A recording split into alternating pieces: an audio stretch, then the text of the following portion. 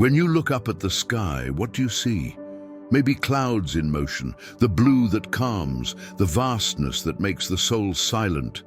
But what if what is above us were more than just atmosphere and stars? And if each layer of the sky carried an eternal mystery and a direct message for your life? Many people live with their feet on the ground, but with their eyes disconnected from what comes from above. We run, we work, we make plans, and we forget that there are spiritual realities above us that shape everything down here. The Bible does not speak of just one heaven, talk about three, and each one of them reveals something that can transform your faith, your way of praying, facing struggles, and waiting for eternity. Have you ever wondered why sometimes a simple prayer seems to take so long to be answered? Or why do we feel invisible battles happening around us? Or still, what really awaits us when the last page of this life is turned? In this video, we will look at the sky as you may have never looked at it before, and discovering that there is a divine logic, a celestial order, and an eternal calling hovering over us all the time. If this type of message touches your soul, take advantage now and subscribe to the channel. Most of the people who watch our videos are not yet subscribed, but if you're here, it's because there's something in you that longs for more. And here, each video is an answer to that longing. Heaven is not just a destination, it's a code, it's a revelation.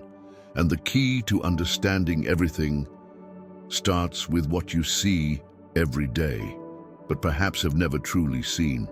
Have you ever stopped to think that every day, without fail, God is revealing himself before your eyes? Not in words, not in prophecies, but in open skies, moving clouds, and constellations that shine in silence. This is the first sky, the visible world, the sky that human eyes can reach. The same sky described in Genesis 1:1. In the beginning, God created the heavens and the earth, and that same sky remains there, serving as a constant showcase of the Creator's glory. Psalm 19:1 says, "The heavens declare the glory of God, and the firmament shows his handiwork." It's as if creation were shouting to anyone who would listen, there is a God. He exists, he is near. But the question is not what the eyes see, it's what the heart perceives. Many people look at the sky and see only weather. Check the weather forecast, wind, heavy cloud, heat, or storm. But the sky that covers the earth was designed to remind you of something eternal. When you observe the sun rising on the horizon, you are seeing more than just a natural cycle. You are seeing the faithfulness of a God who sustains all things with perfection. When the stars appear, they are not just dots in the dark. They are silent witnesses of a Creator who left his signature in the sky. Romans 1:20 states, "For the invisible attributes of God, his eternal power and divine nature are clearly seen, being understood through what has been made since the creation of the world." The physical sky is a silent sermon preached daily over the heads of humanity. There is no language, culture, or religion that cannot see this sign. Even those who have never read the Bible, even so, has the sky as a witness that something greater is behind it all. And this truth is powerful. God reveals himself first through beauty. Before speaking with thunder, he speaks with the wind. Before commanding with authority, he whispers with the light of the evening. That's why the sky inspires us. Because even unconsciously, he points to home, to that place from where we came, and to where we belong. And perhaps, without realizing it, you have already been touched by this invitation. That feeling of peace when looking at the night sky, that silence that makes the heart slow down while the clouds pass, that urge to thank even without knowing to whom, all of this is God speaking without words. But be careful. The first sky is not the end. He is the beginning of the revelation. An invitation that says, look up and realize that there is more. because beyond the beauty we see, there is a reality that cannot be seen with the eyes, an invisible field where prayers are intercepted, where battles are fought, and where faith either strengthens or gives up. The first heaven shows us the glory. The second reveals the conflict to us. And that's why it's not enough to just admire the creation.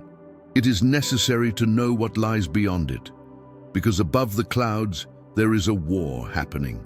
And she has everything to do with you. There is a type of war that makes no noise. There are no bombs, not even visible blood. But its effects are felt in postponed decisions, prayers that seem blocked, anxieties that arise out of nowhere. This war happens in the invisible, and the Bible says that it is real. The second sky is not what we see with our eyes. It is what we face with the Spirit. In Daniel 10:12-13, we read something extraordinary. An angel tells Daniel that his prayer was heard from the first day he humbled himself before God. But there was a problem. The prince of the kingdom of Persia, a spiritual power of darkness, resisted for 21 days. An angelic intervention with Michael the archangel was necessary for the answer to finally arrive. This is the revelation of the second heaven. There is a dimension between the earth and the throne of God where spiritual battles take place. It is in this space that the enemies try to delay, confuse, oppress. And that's why many times praying is not easy. Believing is not simple. Moving forward requires struggle. Ephesians 6:12 confirms this. Our struggle is not against flesh and blood, but against principalities, powers, rulers of this dark world, and spiritual forces of evil in the heavenly realms. Your spiritual life is not being faced only with rational arguments. She is being fought over in an invisible field, with malicious strategies designed to keep you away from the truth. It is in this sky that the enemy tries. Distract your heart, weaken your faith, discredit your prayers, stifle your worship. But it is also in this sky that angels are sent to fight for you. Revelation 12:7-9 shows us a powerful scene. There was a battle in heaven. Michael and his angels fought against the dragon, and the great dragon was cast out, that old serpent called the devil and Satan. This is not a spiritual fantasy. It is a reality that spans centuries and remains active. The second heaven is the realm where the invisible defines the visible, where what happens in the secret intercession of a servant of God causes chain reactions in the heavenly realms. That's why praying is tiring, fasting is war, that reading the word sometimes meets resistance, because there is real opposition. And knowing this changes everything. You start praying differently, no longer as if talking to the ceiling, but as if releasing authority in a war that hell recognizes. You start to understand why Jesus spent so much time in prayer. Why did Paul talk so much about spiritual armor? Why does the sky move when a righteous person stands firm in faith? But here is a truth that needs to be remembered. This war already has a winner. The enemy does not have absolute power. He resists, delays, tries, but you cannot stop what God has decided to release. So if you feel that your prayer is stuck, don't get discouraged. Continue on. Because sometimes what's happening isn't silence, it's battle. And when she finishes, the answer comes. But this dimension, no matter how intense it is not our final destination. The second sky is a battlefield, but the third heaven is home. And while the second heaven tries to suffocate faith, the third one nourishes it. Because there is no more battle, only glory. And that's where our hope points. There is a place where there is no death, no crying, no pain. Where every tear has already been wiped away.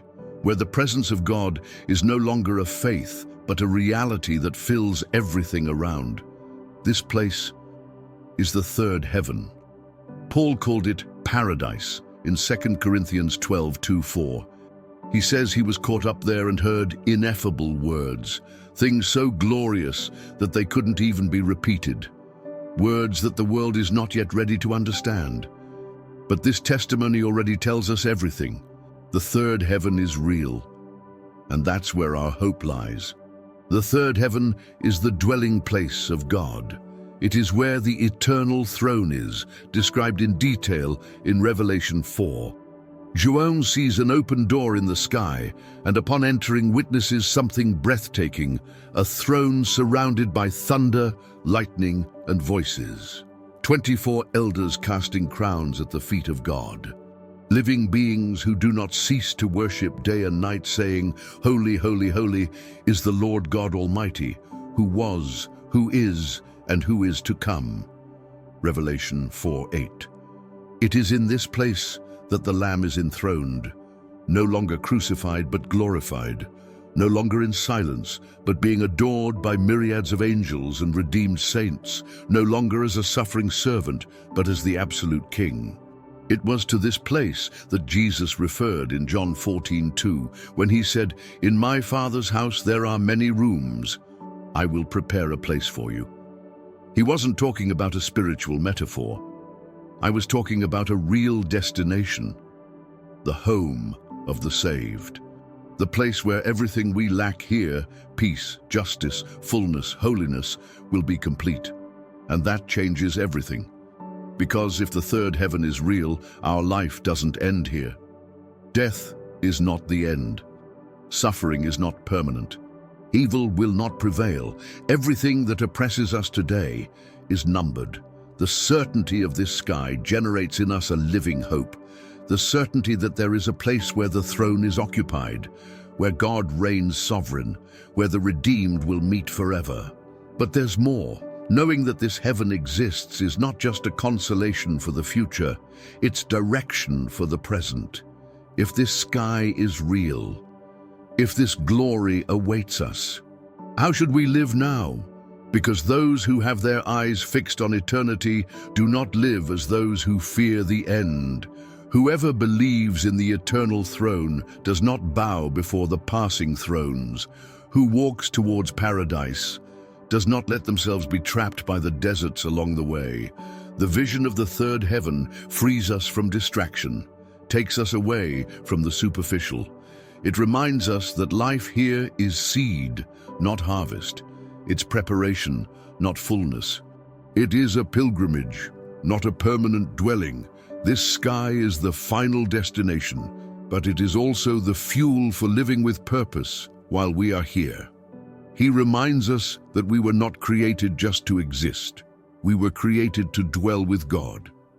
And when that truth enters the heart, priorities change, the prayers gain weight, the worship deepens, faith becomes stronger, because now we know heaven awaits us.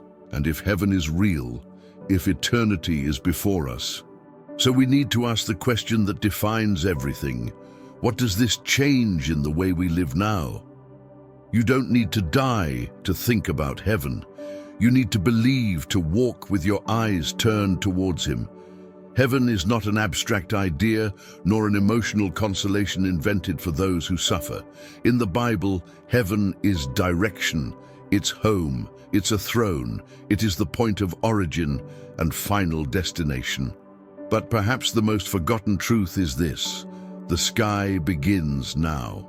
The Apostle Paul writes in Colossians 3:1-2, "Therefore, if you were raised with Christ, seek those things which are above. Think of the things that are above, not of those that are on the earth." This is not an order for alienation. It's not about disregarding reality. It's about not being shaped by it. Whoever is born again carries within themselves the seed of eternity, no longer living for what is temporary, no longer guided by the fleeting rules of this world. Your gaze is different. Your center is different. Your compass is the sky. Jesus did not come just to prepare us for heaven. He came to bring heaven inside us. In John 14:6, He does not just say that He knows the way. He says, "I am the way, the truth, and the life. No one comes to the Father except through me." That is to say, heaven is not just a place, it's a person, and everyone who walks with Christ has already begun to live an eternal reality, even while stepping on transient ground. That's why true Christians live differently, they pray differently, they decide differently, they suffer differently, because they know that what is seen is temporary, but what is not seen is eternal. Heaven is closer than you think. Not just because we are living in the end times, but why does the sky move when a heart aligns with God? Maybe you thought this message was just for later. But what if the sky is for now? What if eternity already began the moment you gave your life to Christ? How many decisions would be different if eternity were at the center of them? How many conversations would be purer? How many fears would lose their strength? How many distractions would be set aside? The Bible does not call us to live in fear of the end. She calls us to live with awareness of destiny. Heaven is more than a place where there will be no pain. It's the place where God is, and that changes everything.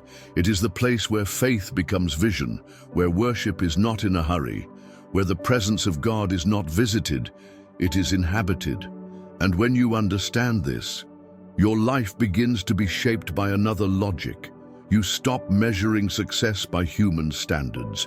You stop chasing after recognition that the sky doesn't acknowledge. You start to love as if you know that love is eternal, to serve as one who knows that God sees, praying as if knowing that the second heaven can resist but not prevent. Eternity does not begin when you die, it begins when you choose to live for Christ. And if the sky is closer than you think, maybe today is the moment to align the heart with Him, to put the eyes back in the right direction, to free oneself from temporary pressures. Remember that the cross not only forgives sins, it reconnects you to the throne. You were not created to get lost in distractions. You were created to walk with your eyes on high, your heart firm in the promise, and your feet grounded on the rock. And if all of this is real, if the third heaven is already waiting, if the throne is occupied, and Jesus is the way, so live as if you have already begun eternity, because for those who believe, heaven is not a future destination, it is a present reality. And when this truth invades your heart, you never live the same way again.